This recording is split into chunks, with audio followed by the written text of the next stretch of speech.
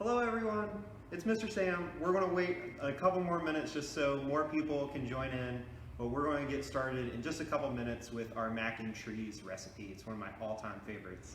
I think we've got 6 people. We're keep on adding on. Awesome. Hello Natalie, I see you.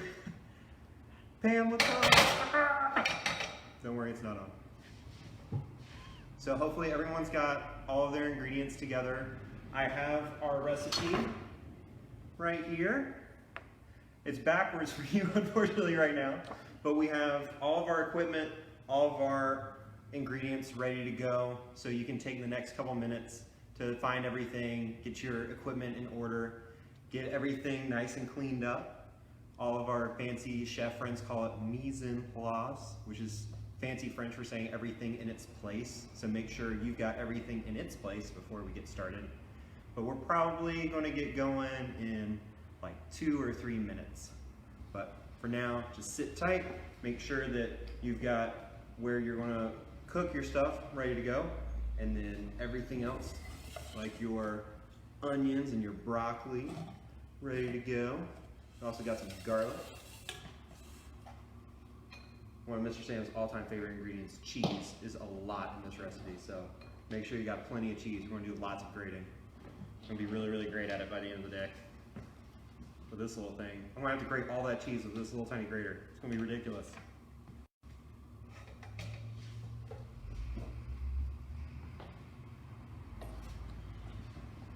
And while everyone's waiting, I'm going to wash my hands. Make sure you wash your hands too. We're probably going to have to wash our hands probably twice today. So I always want to make sure that they're nice and clean. So I'll be right back when I wash my hands.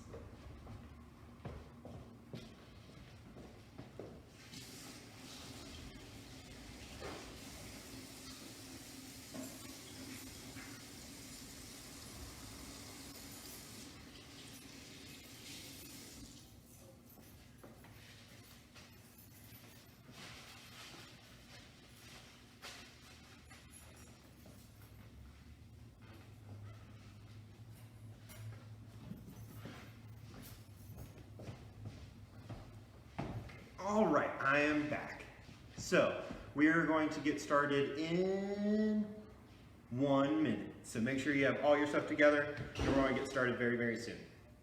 Once again, I am Mr. Sam, and you are at the kids' table. Best place ever. So I want to go ahead and go over our ingredients, and then we're going to start with the recipe. So a couple of the ingredients we have, obviously the biggest one is macaroni pasta. I went ahead and boiled it off. So if you haven't gotten your noodles ready yet, you want to go ahead and get a pot on the stove. One thing that I like to do, and it's not in the recipe, so it's a little extra, is I like to season my water with a little bit of salt. It makes the noodles have a good flavor on their own. So for every quart of water that you put in there, you want to put about a tablespoon of salt.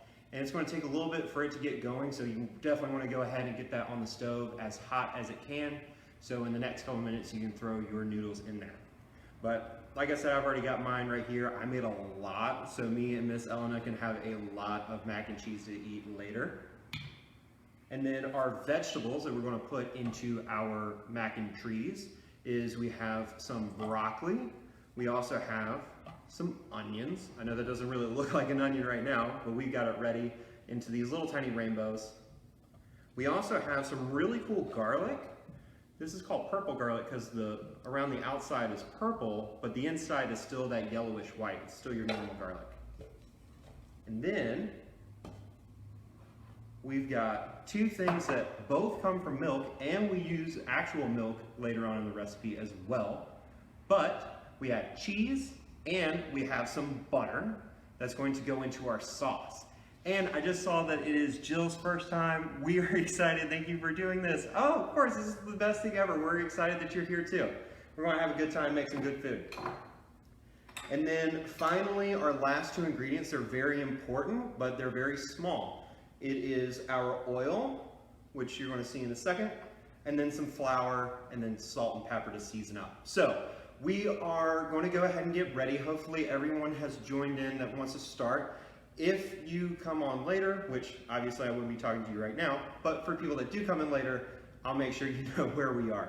So first things first, what we're going to do is we're going to chop up our vegetables so all of our vegetables are ready to go when we put them into our sauce and into the mac and cheese. So for this, you will need one of our handy dandy choppers. My favorite color is purple, so obviously I'm going to get the purple one. And then later on you'll need one of your graters. I've got the world's smallest grater, so hopefully it won't take me forever, but these are amazing. And then you might not think this is a very important tool, but I think the most important tool in a kitchen are spoons, because this is how you get to try your sauce as you go, so you can see if maybe it needs more cheese, maybe it needs some more salt and pepper, whatever it may be. And then hello to Charlie and Drew, what's up? Finally, you're going to need a big wooden spoon so you can mix up all of your sauce and fold in your noodles and your vegetables. I always recommend using a wooden spoon, because if you use a metal spoon into a metal pot or pan, what happens sometimes is you pick up some of that metal and it will make your mac and cheese not look right, and sometimes not taste that good either. So always make sure you use a wooden spoon. So we also have 2 pans. This is a saucepan. Sorry, this is your saucepan, and this is your saute pan. So this is where we're going to cook our vegetables in, where this is where we're going to cook our sauce in. And we're going to use this one first. So you want to go ahead and put your saucepan onto your stove, and you want to get it, actually you kind of want to just get it at a little bit of a low heat, because what's going to happen is we're going to wait for our saucepan to get just a little bit hot while we're cutting up our onions and our broccoli. So also another thing is that these work a whole lot better when you have gas in them. So I'm going to go ahead and load mine up. There we go. So just a very, very small flame. And then we're going to put a little bit of our oil in there. Here at the kids' table we use sunflower oil, but you can use any oil you like. I personally, with mac and cheese, like to use a very neutral flavored oil. I don't like using olive oil because it gives it a very olivey oil taste, which doesn't taste that good with mac and cheese to me. So while that's going, you're going to take your onions out, and with your onions, you're going to cut them into small squares. And what a small square, when you cut it, it's called a dice. So not like the dice that you throw, but the dice that we're going to eat up. So you're going to take your chopper, you're going to hold it on the colorful side, and then with your other hand, you're going to make a little bear claw, just like that, just like a bear. And then you want to do little tiny hops around your onion to get little tiny squares. So eventually, it'll look like this. I know that might be hard to see, but we want nice little squares, little cubes. And all those little layers, when they cook, they're going to be super delicious and they're going to split apart. And onions have so many layers, they're just like ogres. So I think that's all of my onions. So now I'm going to go to my garlic. Which, by the way, if any of you have any questions at all, I can see your comments as we go along, so I can answer any questions you may have. So with your garlic, it comes in a little skin. It's called a paper. So we're going to take that paper off. Another easy way to get this paper off, but it's kind of noisy, is by putting it into 2 bowls and shaking it really, really hard. But Mr. Sam doesn't like loud noises, so he's just going to peel his off. Now, this is very important. With your garlic, there's going to be a little brown spot. That's part of the root. And you always want to cut that part off, because if you put that into whatever you're making, it's going to make it taste very bitter. And we don't want bitter sauce. We want nice, sweet, delicious, cheesy sauce. So you're going to do little bunny hops again with this. And you're going to get them into little strips. And then once you get them into little strips, you're going to do little bunny hops just like that. Now I hear, where is a good place to purchase a chopper? Oh, great question. Here with us at the kids table, we've got little equipment packages, little tool kits that you can purchase. I will have more information in the comments about that in a minute, but You can get these. You can also get our graters. We have whisks, cutting boards, rolling pins, everything you can think of. But we'll have more information in the comments about that. So you want to go ahead and get these into little tiny itty bitty pieces. You want them as small as you can. So small that even Ant-Man can't see them. So chop them up super, super small. And once you have them real small, you want to put them in the same pile as your onions. So now that we have both of those cut, we're going to go ahead and put them into the oil, which our pan, yep, it's nice and hot now. So we're going to put that in there. Oh, you hear that? It sounds like rain. That's all the water in your garlic and your onions escaping because the oil is so hot. So you want to put it into the oil, and then you're going to stir it around, and you're going to let it get a little bit of color. And you can probably guess what color it's going to be, but it's not going to be white, and it's probably not going to be yellow, green, or red. It's probably going to be a little bit brown, because it's going to start getting caramelized, which is really, really, really yummy. So we're going to let this cook for just a little bit. And then once this gets nice and golden brown, that's when we're going to put in our butter and we're going to put in our flour. So make sure you have both of those together as soon as we're ready. Now while you're getting those together, I'm going to show you all something very important that a lot of people don't know. So these are two different measuring cups that we're going to use today. And one of them is called a liquid measuring cup, and the other one is called a dry measuring cup. Now, that sounds a little confusing, but they do the exact same thing. So this is 1 cup, and this is also 1 cup, well, at least a here. The reason they call this a liquid measuring cup is because when you fill this up to 1 cup, which we need 2 cups of milk, when you fill it up to 1 cup, it's going to be a whole lot easier to pour this into your pot. Whereas if you try and fill this up to 1 cup, it's going to come all the way up to the top.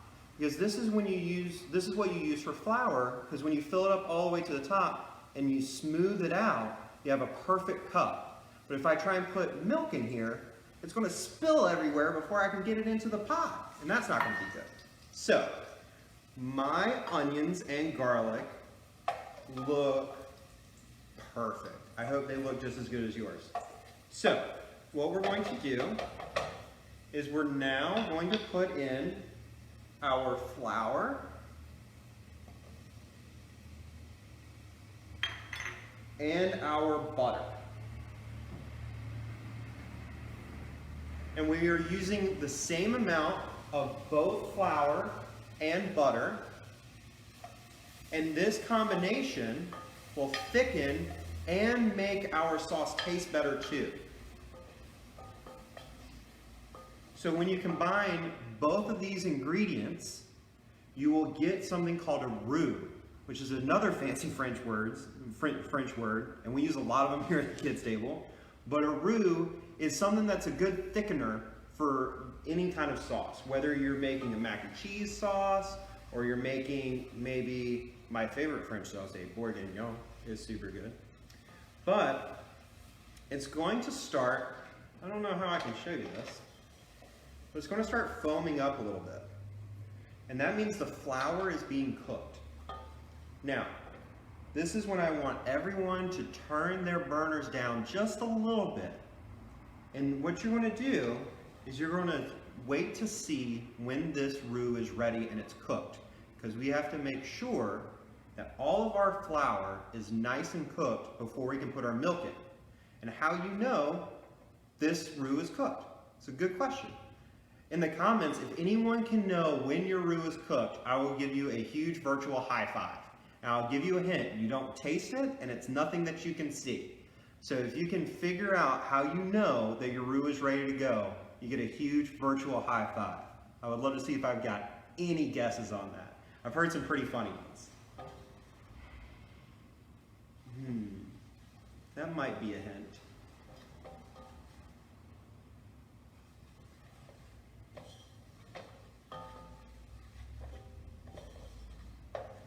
So you want to keep stirring it around because you don't want the flour to stick, because if the flour sticks and it might burn. And also your butter, if it gets too hot or it stays in one place, it will split or get really, really dark brown and burn as well. Yes, smell is how you find out, and it needs to smell like a very, very specific thing. It should smell just like something that you might eat at a movie theater. Got any guesses what that might be? Mine's ready to go. I'm going to turn my heat down and wait to see if anyone has the right answer.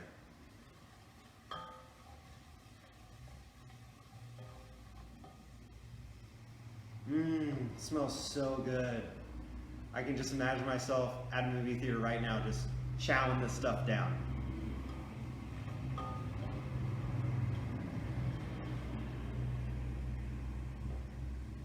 Well, I'm going to go ahead and put the milk in. The correct answer is popcorn. A perfectly cooked roux should taste like popcorn. Well, smell like popcorn. You don't want to taste it right now. But if you ever make anything, yes, Jill, it is popcorn. Give both the guys a high five. So, the roux, when you make it for a darker sauce, so let's say you're making a stew and you want to make a gravy, or you're making biscuits and gravy, that's a good one. You want to cook the roux till a little bit further. It should smell like burnt popcorn. But regardless, you know that the butter and the flour are perfectly cooked when it smells like popcorn. So now you're going to turn your burner off, and then you're going to add in your milk. If you keep your burner on when you add the milk in, what could happen is you could scald the milk, which means you burn the milk, and it tastes really bad, and you don't want to do that. So make sure you turn your burner off.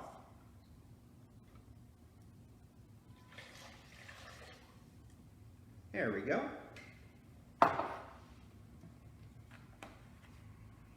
And then you want to put it on a very low flame, extremely low flame. And you want to stir it up just a little bit. Now this is going to go as we do the rest of our ingredients. But our sauce right now, if you want to show all of your cool chefs and kiddos, it's going to slowly thicken up and it's going to come together. Because right now, it's kind of a weird looking mess. You got a little bit of brown, a little bit of yellow, a little bit of white, and it's very thin. But it's going to get very, very thick in just a little bit. So we're going to have that go for right now. What I want you to do while that's thickening up is to get your cheese and you're going to get your broccoli. So with our broccoli, you're going to take it, if you haven't already, and you're going to snap off all of these little trees, all of your little florets.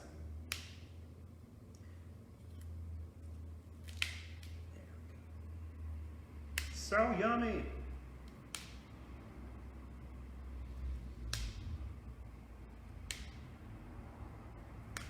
There we go.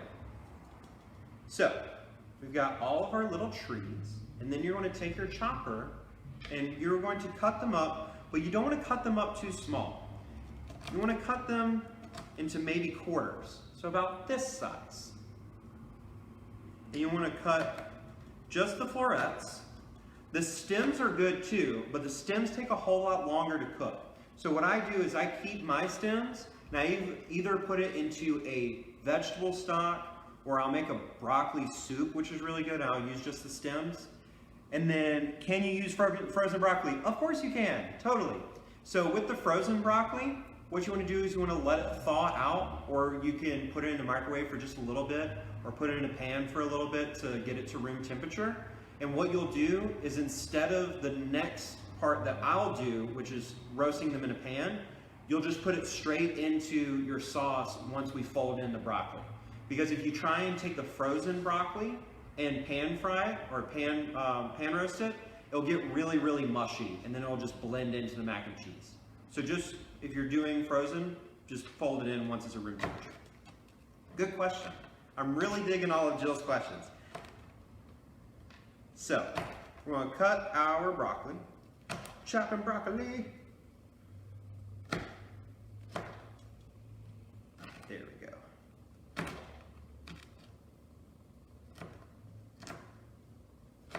I love using a chopper because it gets all my frustration out. Chop it all up. All right, so we've got all of our broccoli here. We'll put it into a bowl.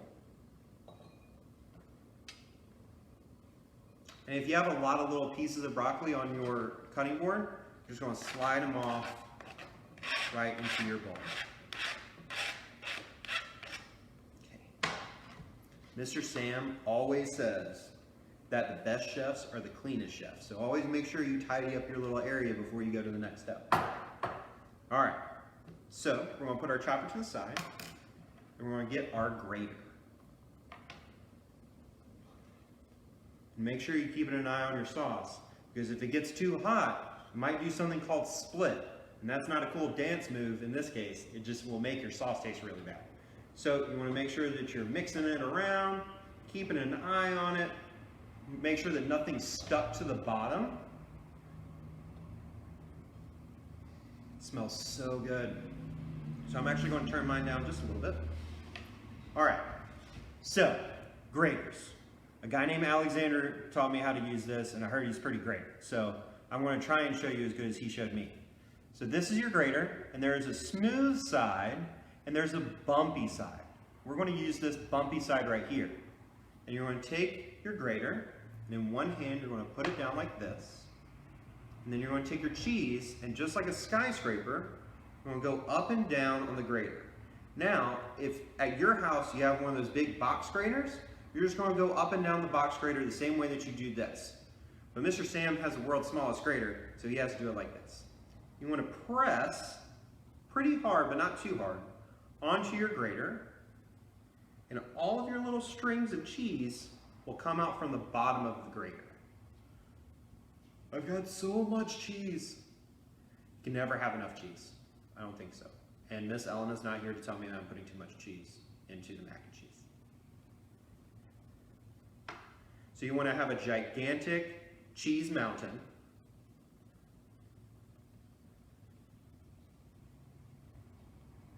I hope y'all are doing this faster than me. Maybe you guys could take a picture of your cheese mountains that you've made and put them in the comments. I would love to see that. So once it gets into a little tiny nubbin like this, about the size of your little pinky finger, that's when you want to put it aside. Maybe you can eat it as a snack in a second, because you don't want to try and hurt yourself. Ah, so much cheese.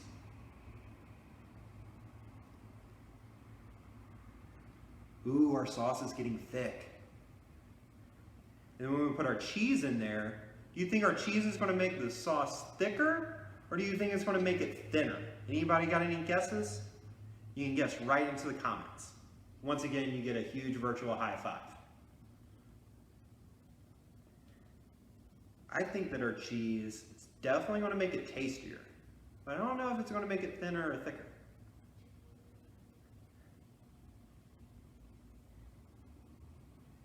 All right, so after 5 years, I finally have my cheese nice and grated. A little snack for me. We're going to put our grater to the side. Yes, it does make it thicker. Way to go. Oh, are there 2 Jills on here? That's awesome. High five. So, great question. Can you use shredded cheese? Okay, so you happen to ask me a question that is one of the things that I am the most passionate about. So, you can use shredded cheese, but I highly recommend not using shredded cheese. The reason being is that instead of just cheese, there's also stuff called cellulose in it, which is like little tiny, almost like cornstarch, but not really. But it's made from random plants and things like that. And I just like the taste of my cheese on its own. And also when you put shredded cheese into a sauce, that cellulose will thicken your sauce too. So it could make it too thick. So I personally like to use my own cheese that I then shred. So we've got our gigantic, huge cheese mountain, and we're going to put it right into our pot.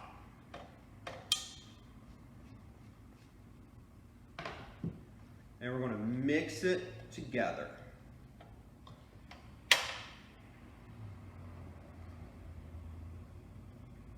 you want to bring this to a soft, oh, sorry, Charlie and Drew, what's up? My bad. So, you want to put your cheese into your sauce, and then you want your sauce to start bubbling a little bit. Not really, really hard, but just a little bit. That's called a soft boil or a simmer. And what that's going to do is going to melt the cheese into your sauce while also making sure that your sauce is as thick as it can get.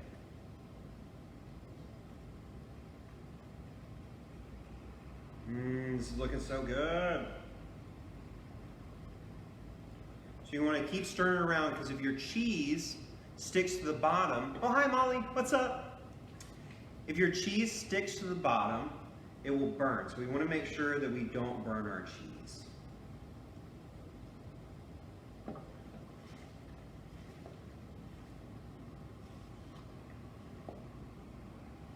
All right, so mine's come to that soft boil or the simmer, and I'm going to turn mine off.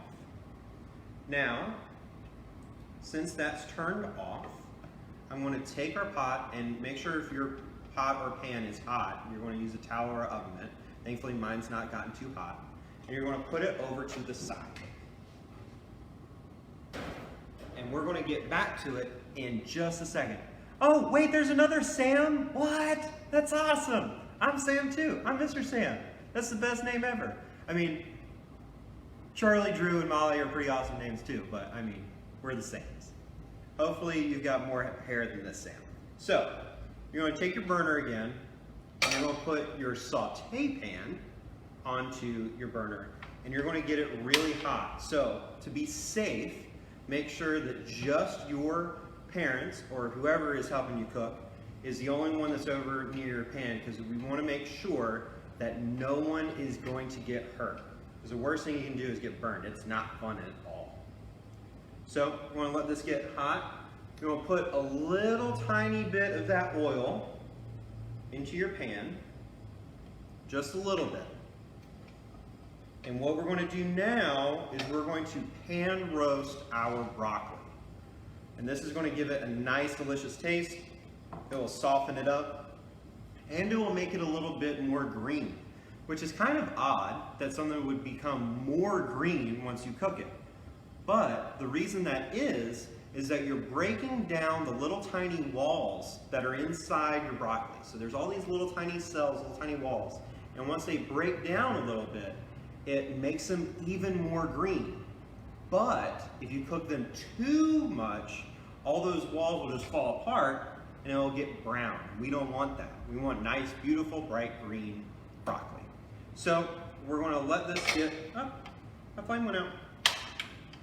Did I run out of gas again? I think I did. I'm gonna have to grab another container. Jeez. There we go. Easy fix.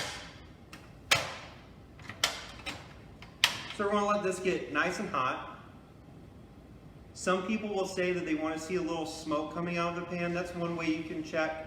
I like to just move my pan, and once the oil is really flowing around like it's water, I know it's ready. And if you're still not sure, you can take a little piece of your broccoli or whatever you're cooking and put it in there. And if it makes a nice sound, like we heard earlier, that it sounded like rain, then we know that our pan's ready. So my pan's almost there.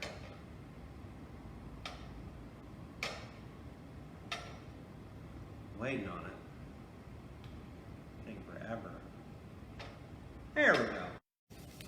And you don't want to move it at all, because if you move it, it's going to start cooking a different side of the broccoli. We want to have a nice little char or nice color on one side, if not a couple sides. So we're going to just let it sit there, which is the hardest thing for me to do. I'm always... And then you can either use your spoon, or you can, if you're really cool, you can move it around. This is called sautéing, which is a fancy French word yet again, but this time it's called sauté because it's jumping in the pan. Sauté means to jump in French. So we're going to put that right there, and you can see on mine, we've got a little bit of color already on the broccoli. but it's still not that super bright green. Smells so good though.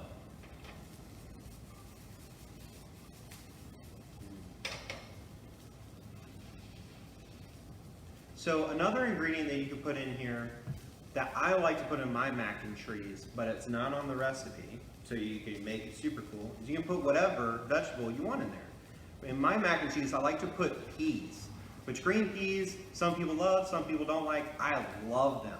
And what's really cool about green peas in mac and cheese is, one, you don't have to cook them, it'll cook in the sauce, but two, they're like these little tiny bursts of sweetness. They're super good.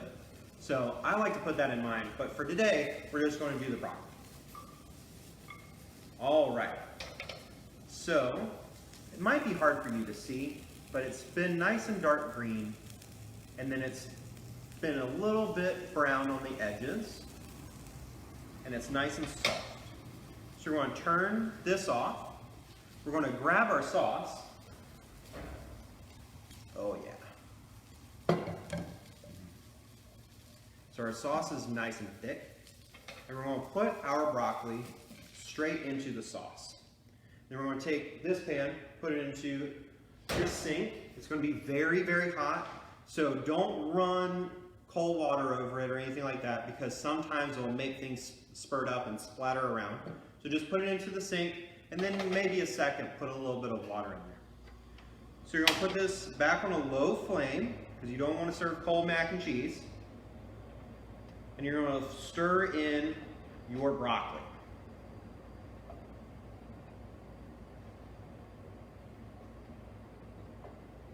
All right. There we go. Then you're going to take all of your noodles. So I've got a lot of noodles. I made a lot of sauce too.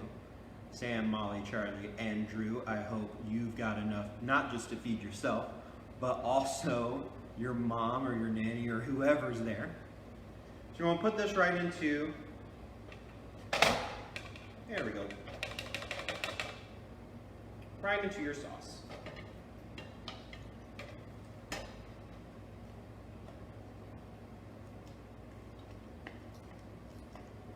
If it will ever come out. There we go. And this little bowl with holes is called a colander. I personally call it a bowl with holes because that sounds so much cooler. But if you don't want to sound weird like Mr. Sam, call it a colander. And then you're going to stir your mac and cheese.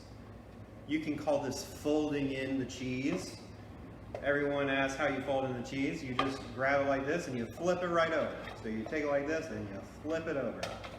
Now make sure that everything is perfectly cooked together.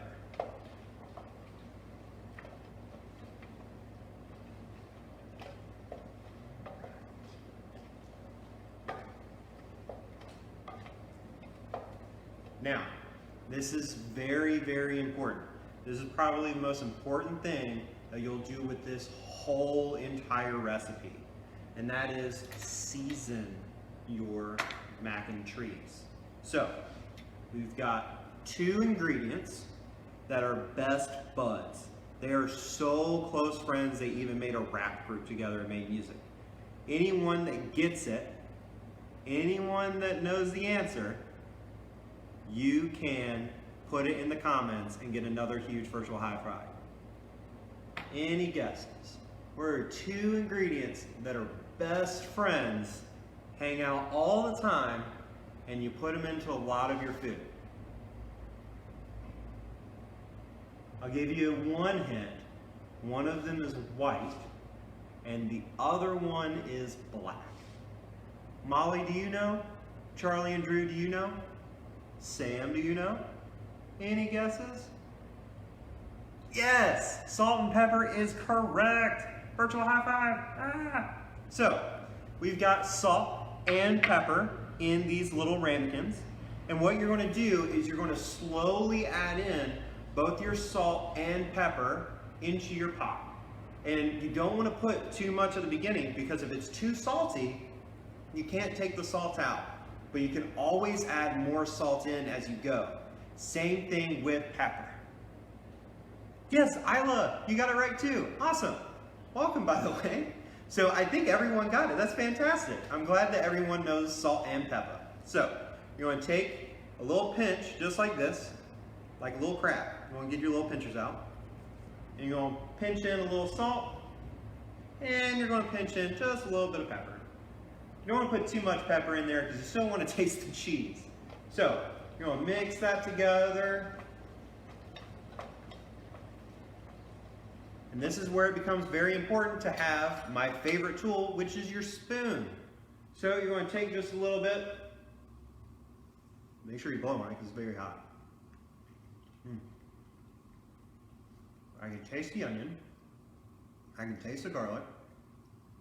I can taste the cheese and the broccoli. But I do think it needs just a little bit of salt. So I'm going to put one more pinch of salt in mine. And maybe just a little bit of pepper.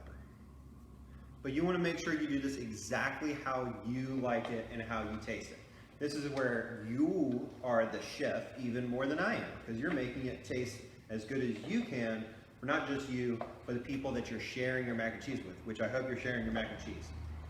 So, I think mine is just about perfect, but Mr. Sam has a huge rule, and anyone who's cooked with Mr. Sam before knows this massive rule. Does anyone have any guesses what that rule is? I give you a hint. It deals with this table. Any ideas? What kind of table should we eat on? Any ideas? Isla, do you know? Molly, do you know? Hopefully Sam knows. I think he might.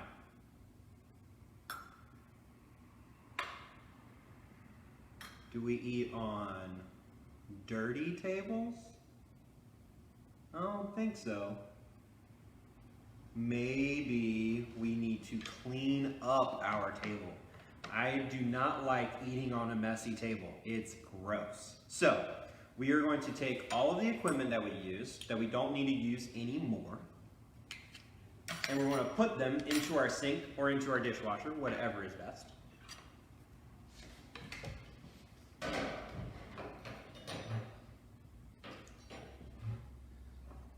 I look like a giant now. I'm a huge person. So we're going to move everything off of our table. Yes, Carrie Ann. You got it right. And everyone's got it right. All right, perfect. Awesome. So I use this stuff right here. It's actually above your head on my Facebook. But we use stuff called Simple Green. This is, don't try it, but it is safe to eat. But we are going to spray our table down.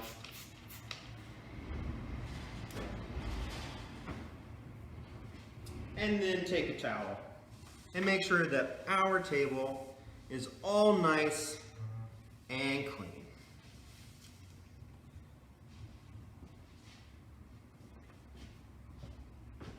And then, once it's all nice and clean, we can serve our mac and cheese.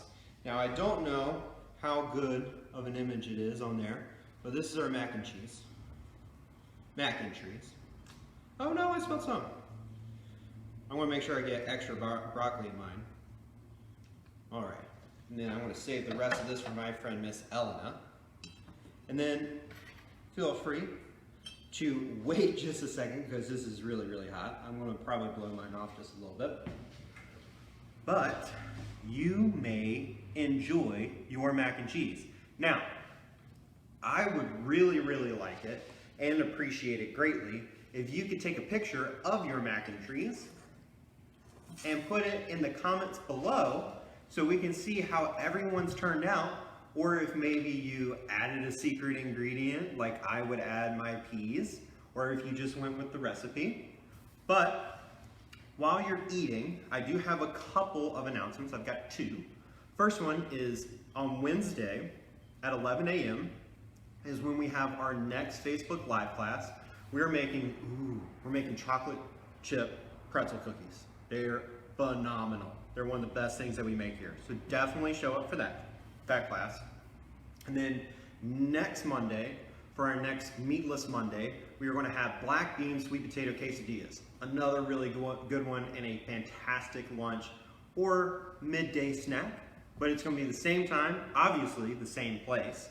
You don't have to go anywhere.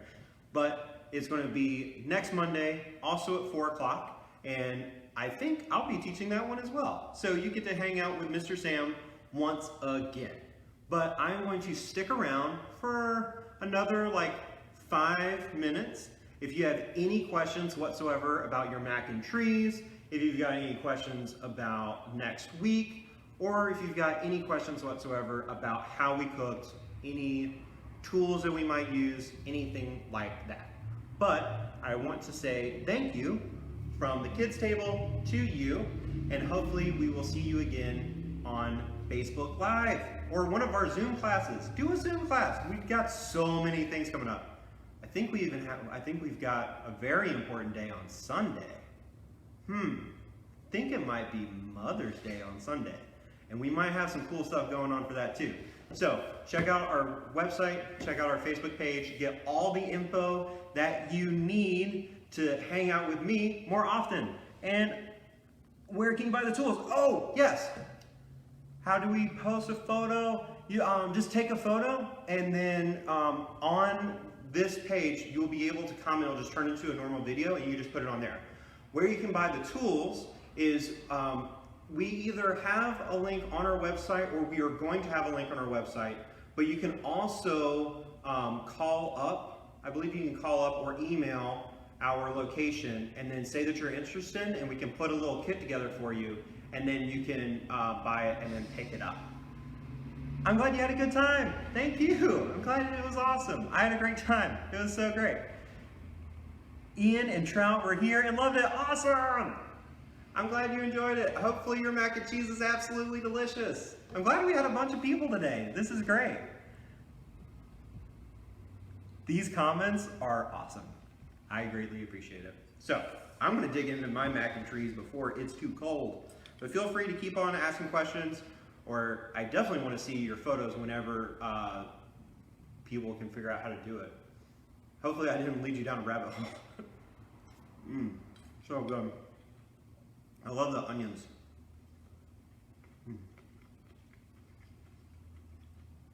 The broccoli tastes so good. You're welcome. Island Poppy, you're the best. Thanks.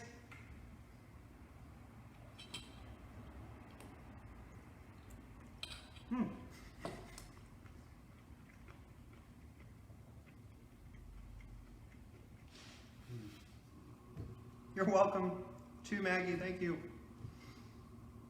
All right, I'm going to sign off. So if you have any last minute questions, or I sign off before you can ask a question, just leave it in the comments. I'll make sure to write a little comment in there as well with the answers.